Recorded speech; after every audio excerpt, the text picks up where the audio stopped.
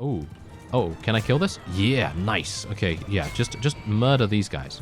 Murder them. Come on now. Oh, in the face! Did you see that? Hello and welcome back to the Ronin, and we have the Botanians attempting to take Balgard back. I am not a big fan of this, of course. I would very much like to murder them in every single possible respect, and I'm actually going to stop being afraid of saying that word. He says, as he tries to prevent himself from saying that word again. Anyway, let's see if we could do something here. Now, I have been trying, as you can no doubt see from the various arrows on the floor here, I have been trying to split them. And it's a little bit difficult to sort of, shall we say, manipulate the path of the AI sometimes. But look at, oh, wait, no, look at that. They went back. How smart of them. That is an extremely smart play right there. Oh, wait a minute. Oh, no, we've got a bunch of caravans. Oh, this is good. This is good. All right, perfect. Oh, you're done. You're done. You're done. Yes, yes, perfect. That is exactly what I wanted to do. Getting that 137 strong party out of the way, that basically opens up a path for us to completely murder that army. I'm very much hoping I'll be able to do it, obviously, because we might have some issues. I'm not entirely sure, but let's try it out, shall we? Let's try it out. I mean, let's just see their composition. We already know that they have a pretty decent amount of Imperial units, but they don't really have anything that spectacular. How are we doing in comparison? Well, we have a massive amount of Imperials. We have Tetsujin Swordmasters, and that's pretty much it. And then we have a bunch of looters for some reason. I don't know why my people continue to rescue looters over everything else, but okay, sure. If that's what they want to do, then that's what they want to do. Anyway, I've got to be really careful here. This is the main reason why I'm kind of, yeah, I don't really want to go in here yet. I'd like to try and split these guys off. There we go. I think that's a bit better. Isn't that better? Let me actually just have a quick look. Yeah, I think it is. I think it is. Yeah, okay. So this is perfect. So basically, at this point in the game, the best possible thing that we can do is be relatively good at manipulating where the AI is going to be and how they are going to attack us. Because, of course, we're a little bit stronger than they are at the moment. And that makes a huge difference, because if they are wanting to attack us, then we do not have the, shall we say, priority in terms of the movement. They will then have priority, and they're going to take advantage of it in every possible way that they can. Now, the other thing that I'm actually a little bit afraid of at this point... Oh, it seems we're fighting... Really? We're fighting in the village. This is really bad, actually. Is it? Is it really bad? I actually don't know whether it's going to be that bad. It might be alright, but I'm a little bit worried about this. I was actually partially hoping that we would not be in the village, because not being in the village makes a huge deal of sense, because we're actually going to have much more freedom to do whatever we want. But obviously they were raiding this very intermittently, so it could very well be the case that, you know, we were inevitably going to be in here. But let's just see if I can take out some of these guys.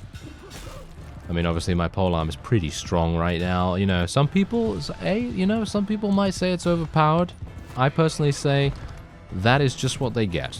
The Botanians, they deserve every little bit of this polearm, and then some, because they obviously have been in an eternal war with us, and I've frankly had enough of them. I've had enough of seeing their absolutely terrible faces every single time I go into a battle. It's going to be so much nicer when that is no longer the case.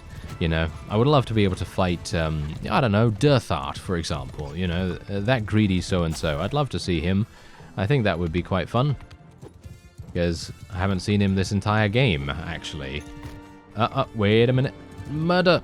Yes! Oh, that was a home run if ever I saw one. That was an absolute home run. Okay, let me actually just see. Ah, the enemy is actually over here. Oh, interesting. Okay, I guess we can actually move forward then.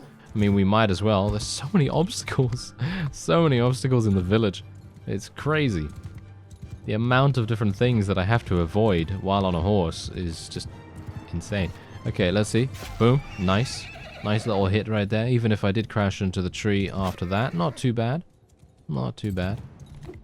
Nice. Yeah, that is what you get. Alright. Where are they? Are they literally just waiting back there? That is super strange to me. I'm not entirely sure why they would do that, to be honest.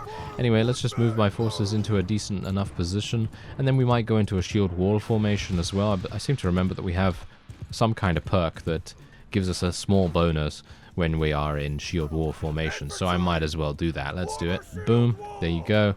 Nice little shield wall right there, and of course we do have a number of archers in the battle as well. So I'd like to actually use my one-handed here a little bit, but I don't know whether I can get away with that without dying. You know what I mean? Like, I've kind of tried to reduce... I'm just going to tell them to charge, to be honest. Just tell them to charge. I mean, these guys are going to get run down very, very fast. But yeah, I've basically tried to isolate the opportunities where I use my one-handed solely to sieges and close quarters combat as much as I possibly can, because if I get off my horse right now, I have a very high probability of being murdered in some way or another, whether I overextend or just in general catching some weird bolt in the face or something like that. That would be pretty bad, because we want to stay as high HP as we possibly can in this situation, because obviously if there's going to be another Battanian army somewhere around here, then of course we want to try and make sure that we're ready for that. And it doesn't really matter so much about my HP above 20%. As long as we are above 20%, that is all that really matters, because I do not want to get into a situation where we have to auto-resolve and we're forced into an auto-resolve. I always want to have the option, and that's the thing. In these kinds of situations, having the option, having flexibility in what you're able to do in any given circumstance, that is the key to having a decent strategy. Obviously, me talking about strategy right now when we quite clearly have the advantage in terms of well, we do have the advantage in numbers, but we also have the advantage in terms of unit strength, and you can quite clearly see that. I would recommend, if you are also someone that has a number of companions that are within your own army as a party, or, well, yeah, within your own army as a party, because generally you're going to be much more in frequent contact with those people, I would highly recommend giving any low-tier units, at least initially. So let's just say that you've picked up your first companion and you have limited resources, you have a full army, and you're thinking, okay, well, what am I supposed to do with this guy, right? What are you supposed to do with, X companion?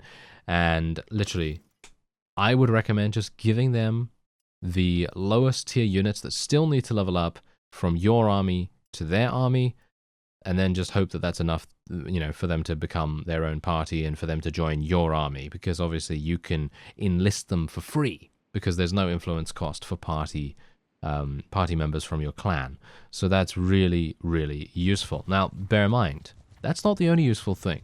The useful thing about doing that is that every single time I've done it, my low-tier units have leveled up in light speed. They are literally, I don't even know, it takes a few days for them to level up. And I'm not entirely sure why that is, but whenever I give them, some low-tier units, they just go boom, boom, boom, and then they're done. And then I'm picking up, tier 5, tier 6 units without even trying, to be honest. Without even trying. So that, in my opinion, if you're not using the improved garrisons mod, that is a really effective and efficient way to level up units without having to really lift a finger. It's pretty crazy. Alright.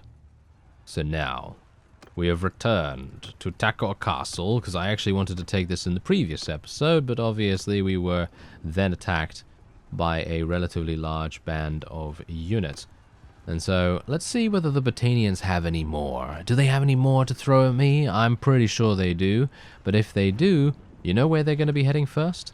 They're going to head over there. They're going to head over to Balgard, and they're going to try and take that. But I'm gonna try and, be a little bit of an obstacle for them, as much as I possibly can, at least. Anyway, I have actually... What? When did I level up my one-handed skill? I don't know, but I apparently leveled up my one-handed skill, and what do we have here? Stand united or lead by example? Well, as far as I remember, I think I looked at Bannerlord perks a while ago in the, I think maybe the Duelist series or something like that, because I think we were using the same game version there. But this and the other thing right here, lead by example, these both do not work. You know what? I'm actually going to check that right now. And, whoa, look at that. That's actually kind of fantastic. Whenever I go to Bannerlord perks, they obviously have the version number in the top left corner of the screen, and I always think to myself, wow, they've really done a good job of advancing and pushing the boat out here. And this is no exception, because in version 1.5.8, which is the version 3 versions ahead of what I'm currently playing on, basically every single perk skill tree is pretty much 90% or above. So that's really cool. So they've got like 100% crossbow, 100% throwing, polearms, one-handed, athletics, tactics is 99%, leadership 100%, and so on. So it's really, really cool. And in 1.5.5, let's have a look. What is this? One-handed. No, lead by example and stand united are both working as intended. So that's actually fantastic. So let's see. Are we going to be outnumbered? Not that much. I think I'm probably going to be taking lead by example. That seems to be a little bit better because, as I said before, I'd like to level up my units as fast as I possibly can. And that seems like a good idea to me. Anyway, let's try and get this garrison defense a little bit weakened, and then we'll be able to go in there. I'm not sure whether I guess it really depends. Okay, so now here's the thing. One of two things will happen. Either we are left completely alone and no enemies are going to come here with a massive army, in which case I will try to take down the walls. But if they do come with a large army and they are just about to attack me, then I'll probably do a quick and dirty siege with the siege equipment outside, and we'll just try to get in that way. That is a little bit more of a risk-taking maneuver to take, but you know, that's sometimes something that you're going to have to do, dependent on a variety of different situations, of course. But I would prefer not to get into a massive battle with them. Obviously, when we were in the battle just now, you know, like what, 4 minutes ago or something, we literally had an overwhelming advantage because they had gone into the village, and we were basically interrupting their raid against the village, and that gave us, for some reason, a really large, like, attack strength or something like that. I'm not entirely sure, but we were able to outnumber them very, very easily, and it was just super, super simple. Anyway, let's see if we can rebuild this trebuchet. There we go. Rebuild that super, super fast. Okay, here we go. Here we go. They're actually going to be going in a minute, I believe. Yep, there we go. They're actually starting to go in now. So what I'm going to do is I wasn't able to take down any of the walls, really. Ugh, that's kind of sad. I was really very much hoping that one section of the wall would at least be taken down, but unfortunately that is not the case. This is also one of those layouts that is a little bit less conducive to getting in with these pieces of siege equipment, especially the battering ram. Because I don't know whether you can see, but the front gate is all the way over there. Yeah, that's pretty harsh. That is super, super harsh, because what's going to happen is they'll try to push the battering ram there, and it's going to result in them having some issues. Murder. Oh, missed. Ah, did you see that? The bolt went right by his head.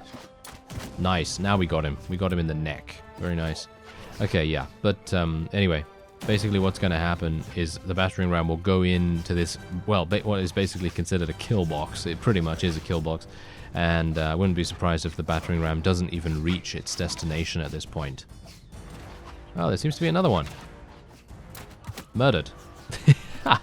Okay, wait a minute. Let me see if I could... am I going to farm experience right now? Apparently I'm going to farm experience. Let's just grind away on this ballista user. There we go. Look at that. He's come back. Oh, no. I missed because he bent down. Oh, he bent down again? Was he killed? Yeah, he was killed by one of our Tetsujin veteran longbowmen. That's actually hilarious. Okay. Apparently everyone wants to farm experience from this guy. There we go. Nice. Took him down. Maybe we can just interrupt them before they even decide to shoot or even get to shoot. Nice, look at that. We're literally able to do it before they even let loose one of their ballista bolts. That's actually incredibly amusing. Okay, let me see. Another one? Oh, I missed. No, I hit the wood. Nice, got him. Okay, they did actually let loose a little bit of the ballista there, but unfortunately, that means the next person coming up is going to have to reload, so they're going to bend down, as you can see right there, and now I can... Never mind. Apparently, I changed the trajectory a little bit. Nice, there we go, got him. Okay, let's try and keep the mouse in the same exact area, because my crosshair is in the perfect position right now. As long as the enemy is standing upright, I should be able to hit. Yep, there we go, but I hit him in the chest this time. Nice, there's the neck. Alright, I've got 7 bolts remaining. Kind of wish I'd be able to get more bolts, but yeah, crossbows are not exactly represented extremely well in Bannerlord, at least at the moment. Maybe they're going to flesh them out a little bit later on. Ooh, that guy's running? You see that? That guy's actually running. How dare you, sir? That is not the way to go. Oh, this battering ram has not taken any damage whatsoever. Is it because I've just been literally killing this ballista all the time? It might very well be that that is the case, because ballistas and siege equipment and all that stuff, they can deal so much damage, like really. I mean, we've seen them before. Whenever I've done, you know, some kind of siege defense or something, and I've actually gotten lucky enough to get a couple of kills with a ballista, which is super fun, by the way. Yeah, it's always done like, what, 1,000 damage or something? I'm not entirely sure, but it does a lot of damage. Yes, kill them. How about this guy? Boom, there we go.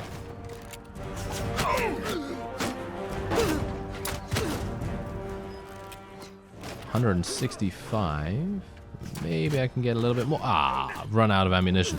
Guys, do you have any bolts? No? No, everyone's looking at me with utterly blank expressions, and they're just like, we don't have any bolts. Are you silly? Yes. Oh, well, never mind. Let's go in. Oh, wait. There seems to be an enemy right here. Let's kill him. Yeah, that's what you get. That is what you get. Yeah, by the way, I'm not entirely sure why those perks were actually part of the one-handed weapon proficiency tree, to be honest. I feel like those perks are much more to do with leadership or with tactics. But, well, who am I to say, right? Who am I to say? I don't know. But generally, one-handed, in my opinion, should be all about making one-handed just that much more fun to use. Because, in my opinion, one-handed is one of the one of the most fun ways you can play the game. Although, bear in mind that that is with the caveat that there are no shields equipped in that case. Because having a shield equipped, in my opinion, actually makes it much less fun. I don't know why. It's kind of weird. It's kind of weird. I've kind of changed, or shall we say, turned this series a little bit into a duelist series, which is completely unintentional, by the way. Was not really anticipating doing that. I was actually anticipating using a two-handed sword, but with the two-handed polearm that we're using, I kind of felt like a two-handed might not even be that conducive to the environments that we need to go into, because obviously a two-handed polearm is super long, very unwieldy, very hard to use in close quarters combat. But a short one-handed sword, yeah, that's just the ticket. That is just the ticket, as you can quite clearly tell. We're doing so much damage with this thing. He says as he hits for 27. Yes, very good. We're doing so much damage with it. We just hit for 27. Very good. Yeah, there we go. Yeah, well, generally, it's doing all right. You know, it's doing fine. Like, most of the time, I'm able to get 2-hit kills, which is all that I really care about. And obviously, being extremely quick and usable at close range, close quarters, all that sort of thing is definitely the way to go. Obviously, if I was wanting to be a bit more effective right now, I would switch to my polearm. But of course, my polearm is pretty overpowered at the moment anyway, so don't really want to be overusing that more than I have to. Because, of course, when you're on a mount... What? My horse is turned... Are you serious? Someone killed my horse. Really? Did you see that? Did you see that message at the top of the screen right there? Someone literally killed my horse. They must... Wow. That is actually... That's making me pretty mad. That's making me pretty mad, actually. Oh, well. Never mind. I guess I'll just swap it out, and then hopefully some wound treatment or whatever it is will get it back on its feet. I'm actually not entirely sure if I took that perk, now that I think about it. But there you go. Easy enough victory, because, of course, these guys are mostly militia, so they're going to be super, super simple for us to deal with. Anyway. Pointy war sword. That is part of the loot. Why is that part of the loot? That is literally a thing that I made earlier in the series. Why is this in the loot? Was there a vassal in here or something? I have no idea. That's actually hilarious. Okay, I'm going to take that just for nostalgia's sake. That sounds super funny. Okay, yeah, so I'm not entirely sure how a sword that I made all those days ago, and maybe months actually, all those months ago in-game, right down in, what was it, Azurai territory? Yeah, I think Azurai territory or something like that, or Tetsujin territory. I have no idea how it ended up all the way here. That is actually super weird. I have no idea. Alright, well, whatever the case, this is going to be given to someone in just a second. I don't really want it for myself. It's highly unlikely I'm going to be part of the vote anyway. Alright, here we go, here we go. That is exactly what I wanted to do right here. Okay, so now this guy, he's part of the Tetsujin, of course, and I very much wanted to take him out as best I can. I'm going to take any high-tier Imperial troops that I can, because I feel like it makes a bit of sense that we are using Imperial units a little bit here, because most of our land is Imperial.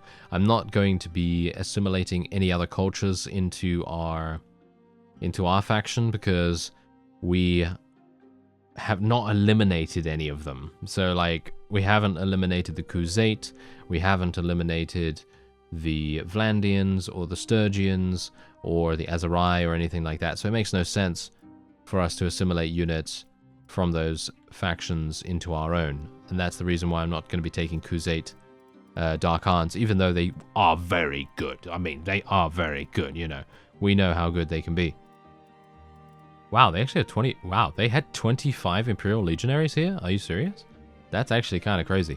Anyway, there you go. We were able to achieve victory against everything, and I'm just going to be equipping one of these guys. There we go. And yeah, so that was the main reason why I wanted to... Ah, there we go. Someone's actually besieging this again. This guy? This guy? He wants to take it? Okay. If you want to take it, sir, then that is what you shall have. Goodbye. And there we are. That was easy enough, wasn't it? Yes, I like it. I like it. Okay, any other nostalgic weapons that I can potentially loot for myself here? Apparently not. Apparently not. Okay, so there's only 17 defenders in the garrison here, which is actually pitiful. So let me just give this to this woman once again, because, of course, she is the one that has pretty much everything in this area. I'm super worried about her actually defecting at this point. But we've got to be... we've got to be making logical decisions. It seems like one of my party members has been eliminated, which is actually kind of sad. And quite disappointing, because I did give him some pretty good units, and I was very much hoping that he'd be able to make a good go of things, and maybe become a super powerful party leader, and actually cause a bit of damage, you know, while he was running around there. But apparently he decided not to do that, which was sad. This guy's going to be, well, any number of these guys could literally be running around trying to be increasingly annoying, because no doubt they very much want to take that castle back. There's really no ifs, ands, or buts about it. They literally will. They literally will do it if they can. So let me actually just see here real quick. Ah, fantastic. This guy decided to make an army right here. That is a huge error. Look at that huge error that he just made. So we're just going to be able to auto-resolve against this guy. I don't mind about taking a couple of casualties. Up to 50 is usually what I'll be okay with. Anything more than that, and I think it's a bit of a waste. So generally I try to weigh things up a little bit, and I kind of know by now, just by seeing the combat strength at the top of the screen, how things are going to go in terms of casualties. So I'm pretty happy about taking, you know, 36, 20, 40, whatever. But as long as it's not anything like 60-something or 70, then I think we're alright. Okay, so it's going to be very, very small. 8 casualties once again. And you know what I really want to do? I really want to head on here. I really don't want to be delayed any further, but unfortunately Taco Castle still does not have a very suitable garrison, so I'm going to have to wait a little bit of time until the woman, Vizduna, decides to come over here. I don't know whether you noticed that. Did you see that right now? That army that's coming in? That army at Balgard? Yeah, we're going to have to do something about that. Also, I'm kind of a little bit worried, actually massively worried, that Chieko, who is our wife, of course, is going to be murdered. And I very much hope that that will not happen. Okay, wow, they've got some pretty good legionaries right here. What else do they have? Not much. Palatine Guards. Yeah, they got quite a lot of Imperial Sergeant Crossbowmen as well. Alright, well, I'm at full HP. I should be able to do this without any issues whatsoever. What I would like to see is where my other party is. Are they still alive? No. It looks like they are not still alive. That is actually very disappointing. Yeah, as you can see. They have been completely destroyed. So, what? Where's the other one? Where's the other one? Didn't I have 2? I just have this guy. This guy's the only one. Where was the other one? Because as far as I am aware, I had 2 companions that I recruited in a previous episode, and I sent them off, both with relatively high tier units, about 25, 30 each. And I thought, oh, you know, they're gonna do all right. But apparently one is dead. Maybe one died. That would be wow. That's a pretty morbid omen, isn't it? That's pretty awful. Alright, well, whatever the case, let's go in here. This is definitely a fight that I do not want to auto-resolve. As you can see, the combat strength is in our favor, and I would probably be able to achieve victory without too many difficulties, but I actually find it kind of fun to fight manually, because obviously that's how the game should be. It should be fun to fight in a manual battle, because that's what you're going to be doing, what?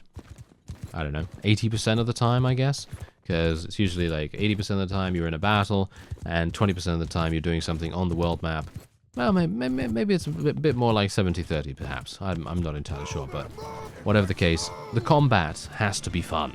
You know, it has to be fun. Sometimes it's not fun, obviously, dependent on which situation you're in. Like, for example, getting pushed off a siege tower and, well, technically slipping off or being pushed off due to collision of other units. Don't even get me started on that, thank you. But yes, that kind of thing is obviously quite frustrating, but when you can actually stay alive, and even if you're like limping around at like 10% HP, but you're still in the fight, that is super, super entertaining and enjoyable. And I really like that. That has happened quite a few times now, actually, where I've had that happen. Being behind enemy lines, yeah. Pretty cool, pretty cool. Happened a bit more in the Duelist series, I think. Because the Duelist was a little bit more confident in his athletic skill. That's the reason why I was a little bit more aggressive with him, because I'd be able to pretty much run in and out of combat whenever I wanted to, even if we were up against cavalry. It wouldn't really make that much difference, because the enemy... Yeah, okay, they'd have horses and everything, but we would be so quick on our feet that we would literally be able to, you know, just kind of like dodge out the way or block or parry or something like that if we were lucky, and it would just generally be a grand old time. But as it is right now, if I lose my horse with this character, I'm gonna have a pretty hard time. Even though I do have a decent amount of athletic skill, it feels not as fast as the Duelist, because I don't think I've taken as many movement speed increasing perks, which is obviously a big deal. Because taking any of those movement speed increasing perks, I think I have, I don't know, I think I had like 30% increased movement speed just from those perks alone. I think like 3 perks give me like 10% each, or at the very least, they give me 20 to 25%. And, I mean, you can imagine moving that fast with... you know, with a lightly armored unit, and just generally having a whale of a time just walking in there with a massive amount of one-handed weapon damage. Anyway, let's be a bit careful here, because these guys are obviously taking a really, really defensive formation. And, what? Ow. That actually hurt. That actually hurt. Not that much, obviously, because they hit me on the side, which I think was obviously not intended. They really wanted to murder me right there, but yeah, still. We've got to be a bit careful here. Gotta be a bit careful. Okay, so let me actually just... oh, I don't want them to follow me. No, I don't want you to follow me, he says. I wanted to put them into shield wall, actually. Oh, can I kill this? Yeah, nice. Okay, yeah, just murder these guys. Murder them. Come on now. Oh, in the face. Did you see that? Oh, that's gotta hurt. That has gotta hurt. If that does not result in a death, then I have no idea what will. Really, really don't. Okay, let's hope that I can kill a couple of extras here. And that's the thing. I don't really mind. I don't really mind the Imperial vassals at all. I personally feel like the Imperial vassals are pretty fun to fight against, but I really, really want to murder all of the Battanians, because they are the ones that are being a huge, huge problem for us right now. The Imperials had the good manners to sort of bow out a little bit early, you know? I mean, that's generally kind of nice, but yeah. We are way too far in, by the way. This is a very audacious maneuver that I'm having right here, because, as you can no doubt see, they are kind of behind their reinforcement zone, which is obviously making a pretty big issue for us, because whenever these guys appear in the battlefield, boom, they're right on top of our archers pretty much, which is pretty bad. So I'm going to actually try and move our archers over here. Going to try and consolidate my infantry to form a bit of a barrier in between their respawn zone and us. And maybe our crossbowmen and various other ranged units can actually start doing something relatively good. Yeah, I think we're good. I think we're good right here. Yes. He was changing. Look at that. Did you see that? He was changing his equipment. He literally was unequipping his shield or something like that, and that was just, ooh, you don't want to do that. You don't want to do that when you're in the midst of battle. I know from experience. Yes, I certainly do. Okay, murder him. Get him. Ah, what? He survived? That is very rare indeed. I was not expecting that. Okay, wait a minute. Let's be a bit careful here. 56. There we go. That's the proper hit. That's what I'm talking about. Alright, let's tell my people to charge in once again. Should be good enough now. Should be good enough.